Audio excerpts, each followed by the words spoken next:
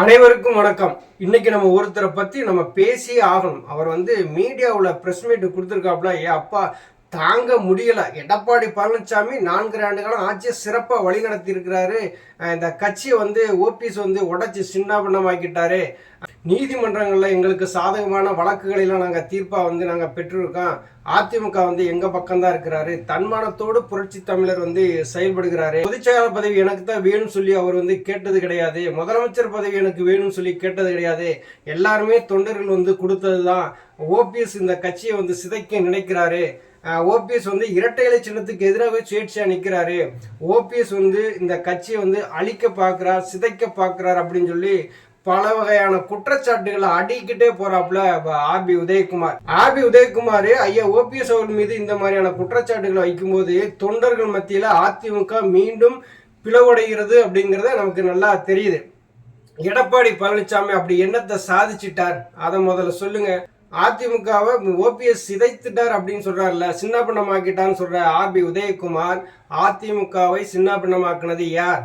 எடப்பாடி பழனிசாமிங்கிற ஒரு துரோக சக்தி. அந்த தீய சக்தி தான் இந்த அதிமுகவை நான் சுக்குநூறா பிளந்து இன்னைக்கு கட்சி அதல பாதளத்துக்கு போயிருதுன்னு கூட ஆர்பி உதயகுமாருக்கு தெரிய மாட்டேங்குது. பொதுச் செயலாளர் பதவியை எடப்பாடியார் கேட்கவே இல்லை அப்படின்னு எடப்பாடி பழனிசாமி பிளான் பண்ணி தான் இந்த பொதுச் செயலாளர் பதவியே வாங்கியிருக்காருங்கிறது நல்லா தெரியும். எத்தனை பேருக்கு எத்தனை கோடி போய் சேரலை. நல்ல கையா இருந்து பேசுற, சால்ராவா இருந்து பேசுற ஆர்பி உதயகுமார் எத்தனை கோடிகள் வாங்கியிருக்காருன்னு அப்படின்னு நமக்கு தெரியாது. ஏன்னா எடப்பாடி பழனிசாமி அப்படியே எலும்பு துண்டை தூக்கி போட்ட உடனே கவ்விக்கிட்டு போறது மாதிரி தான் ஆர்பி உதயகுமார் போயிட்டு இருக்காரு. எடப்பாடி பழனிசாமி இரு சமூகத்துக்கான பிரச்சனையை உண்டு பண்ணுகிறார் அப்படிங்கிறதா இது மூலம் நமக்கு நல்லா தெரியுது. எடப்பாடி பழனிசாமியினுடைய ஒப்புதலோடு தான் நான் செய்தியாளர் சந்திப்பில் இந்த மாதிரி நான் சொல்கிறேன் அப்படின்னா, அப்போ ஒரு முக்குளத்தோருக்கு இடையே சண்டையை ஏற்படுத்தி விட்டு ஒரு தனியாக ஒரு அதிமுகங்கிறது ஒரு கவுண்டர் கட்சியாக மாறி போகிறதா அப்படிங்கிறது சந்தேகமாக இருக்குது. இந்த செய்திகளை எல்லாத்தையுமே ஆர்பி உதயகுமார் மூலம் நீங்கள் செய்தியாளர் சந்திப்பில் சொல்கிறீங்க அப்படின்னா, ஏன் வேற ஜாதியே கிடையாது அதிமுகவோட? அப்போ வேற ஜாதிக்காரன் இந்த ப்ரெஸ் மீட் வச்சா இந்த அளவுக்கு மிகப்பெரிய அளவில் ஒரு நியூஸ் போய் சேராது. ஒரு முக்குளத்தோருக்கு இடையே பிரச்சனையை உண்டு பண்றதுதான் எடப்பாடி பழனிசாமியுடைய வேலையா இருக்கு. ஒரு கவுண்டருடைய கட்சியா மாறிக்கொண்டு இருக்கிறதுங்கிறத மக்கள் நல்லா புரிஞ்சுக்கிட்டாங்க. என்னைக்கு 10.5% இடஒதுக்கீடு ஒருத்தருக்கு மட்டும் கொடுத்துட்டு தென் மாவட்ட மக்களை என்னைக்கு புறக்கணிச்சாரோ அன்னைக்கே ஒரு ஜாதிக்கான கட்சியா உருவாக்கிட்டாரு எடப்பாடி பழனிசாமி. எடப்பாடி பழனிசாமி 4.5 ஆண்டு காலம் ஆட்சி செய்தேன் அப்படின்னு சொல்லி பேசுறாரு. 4.5 ஆண்டு காலம் ஆட்சி யாரை வச்சு செஞ்சீங்க அதை நீங்க முதல்ல சொல்லுங்க. ஆர்பி உதயகுமார் இந்த கூமுட்டைக்கு என்ன தெரியாதா?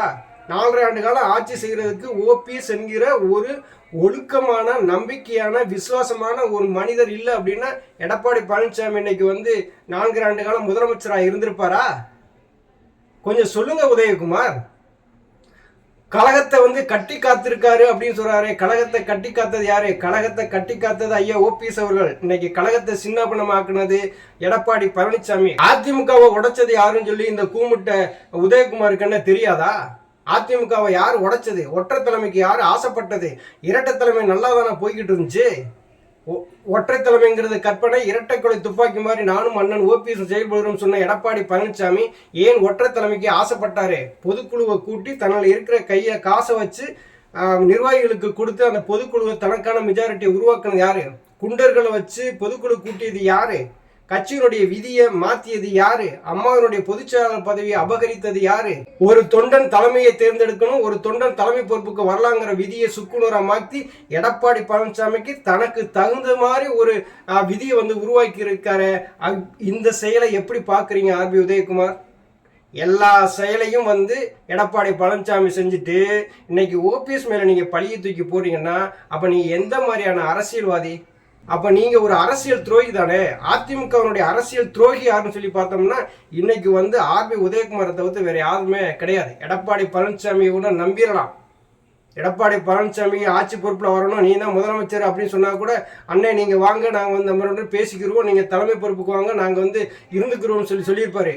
ஆனா ஆர்பி உதயகுமார் என்ன நினைக்கிறாப்புல, ஓபிஎஸ் என்கிற மனிதர் அரசியலுக்குள்ள வந்துட்டா நமக்கான அரசியல் வாழ்க்கை போயிரும் சொல்லிட்டு தான் எடப்பாடி பழனிசாமி காலம் நக்கிட்டு இருக்காப்புல. அது மட்டும் நமக்கு நல்லா தெரியுது. அதிமுக தலைமை அலுவலகம் கோயில் மாதிரி அதை காலால் எட்டி உதைச்சிட்டாரு ஓபிஎஸ் அப்படின்னு சொல்ற ஆர்பி உதயகுமார். பொதுக்குழு கூட்டம் வந்து அங்கே நடக்கும் பொழுது இங்கே மாவட்ட செயலாளர்களுக்கும் ரவுடிகளுக்கும் என்ன வேலை? உள்ளே இருக்கிற தஸ்தாவேசுகளை பூராத்தையும் அடிச்சு நொறுக்கிட்டு ஏற்கனவே எல்லா வேலையும் செஞ்சுட்டு மறுபடியும் ஐயா ஓபிஎஸ் அவர்கள் வருகிறாங்க. அவர்கள் மீது வந்து கல்வீச்சு தாக்குதல் நடத்தினா யாரும் பார்த்துட்டு சும்மாவா இருப்பான்? எதிர்த்து அடிக்கத்தான் செய்வான். கூட்ட குனிறவனும் மடையன், குனிய கொற்றவனும் மடையன். இங்க யாருமே வந்து மடையும் கிடையாது. முதலமைச்சர் பதவி வந்து எடப்பாடி பழனிசாமி கேட்கவே இல்லை, வேட்பாளரை என்ன அறிவிங்கன்னு சொல்லவே இல்லை அப்படின்னு சொல்ற ஆர்பி உதயகுமார் எம்ஜிஆர் மாளிகையில ஐயா ஓபிஎஸ் காலில் விழுந்து முதலமைச்சர் வேட்பாளராக என்ன அறிவிங்கன்னு கேட்கவே இல்லைன்னு சொல்லிட்டு ஓப்பனா எடப்பாடி பழனிசாமி பேச சொல்லுங்க பார்க்கலாம். எதிர்கட்சி தலைவர் பதவியும் எனக்கே வேணும்னு சொல்லி ஆட்டையை போட்டவர் தானே எடப்பாடி பழனிசாமி. என்ன நடந்தது? நீ எல்லாம் ஒரு முக்குளத்தோர்னு சொல்லிவிட்டு நீ வந்து ஒரு ப்ரெஸ் மீட்ல பேசிட்டு இருக்கிய, நீ எல்லாம் மனுஷனாயா? கொஞ்சம் யோசிச்சு பாரு. எல்லா தடுநிறுத்த வேலையும் செஞ்சுட்டு எல்லா விதமான குற்றங்களையும் செஞ்சுட்டு இன்னொருத்தர் மேல பழிய தூக்கி போடுற இந்த குணாதிசயம் இருக்கிற ஆர்பி உதயகுமார், நீ எல்லாம் அரசியலுக்கு லாயக்கே கிடையாது. யாரு காலையாவது கழுவிக்கிட்டு நக்கிக்கிட்டு கடைசி வரைக்கும் இருப்பீங்க, அது மட்டும் நல்லா தெரியுது. இன்னைக்கு தொண்டர்களுடைய பாதுகாவலனா இருக்கிறது ஐயா ஓபிஎஸ் அவர்கள் தான்.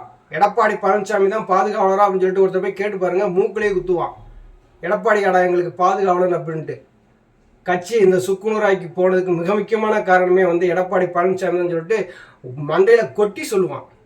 ராமநாதபுரத்தில் வந்து சுயேட்சையா வந்து இரட்டை இலை சின்னத்தில் போட்டிடுறார் அப்படின்னு சொன்னா நீதியை நிலைநாட்டணும், தொண்டர்களுக்கு வந்து ஒரு உரிமையை பெற்றுத்தரணும், அதிமுக ஒன்றிணைனும், நான் களத்தில் இறங்குறேன்னு சொல்லிட்டு ஒரு மனுஷன் இறங்குறாரு. அவர் தாண்டா ஒரு ஆளுமை. அவர் இன்னைக்கு இரட்டை இலை சின்னத்தை எதிர்த்து நிற்கிறாருன்னா அதுதான் ஆளுமை. எம்ஜிஆர் திமுகவில் வந்து பிரிஞ்சு வரும்பொழுது உதயசூரியனை எதிர்த்து ஒரு இரட்டை இலை சின்னம் சுயேட்சையா போட்டிட்டு அது வெற்றி பெற்றது. பின்னால் அவர் வந்து மிகப்பெரிய சாம்ராஜ்யத்தை உருவாக்குனார். அதே சாம்ராஜ்யத்தை ஐயா ஓபிஎஸ் அவர் வந்து உருவாக்குவாங்க. இந்த கல்லூரி மங்கங்கள்லாம் இருக்காங்க பார்த்தீங்களா, இதுல இருந்து நமக்கு என்ன தெரியுது அப்படின்னா, எடப்பாடி பழனிசாமிக்கும் செங்கோட்டையனுக்குமான நடக்கக்கூடிய அந்த பிரச்சனைகளை வந்து திசை திருப்புறதுக்காக ஐயா ஓபிஎஸ் அவர் மீது பழிய போடுறதுக்காக இந்த மாதிரியான பிரஸ் மீட்டுகள்லாம் வச்சு ஒரு மாய பிம்பத்தை கட்டமைக்க நினைக்கிறது எடப்பாடி பழனிசாமியின் கம்பெனி. அதுக்கு ஊதுகுரலாக இருந்து செயல்படுகிறது இந்த ஆர்பி உதயகுமார். 10 மாவட்ட செயலக முன்மொழியனும் 10 மாவட்ட செயலக வழிமொழியனும் 5 வருடம் தலைமை கழக நிர்வாகிகளாக இருக்கணும்னு சொல்லி அந்த விதியை மாத்தினதே எடப்பாடி பழனிசாமி தானே. அம்மாவுக்கு கொடுக்கப்பட்ட அந்த பொதுச் செயலாளர் பதவியை வந்து அபகரிச்சது எடப்பாடி பழனிசாமி தானே.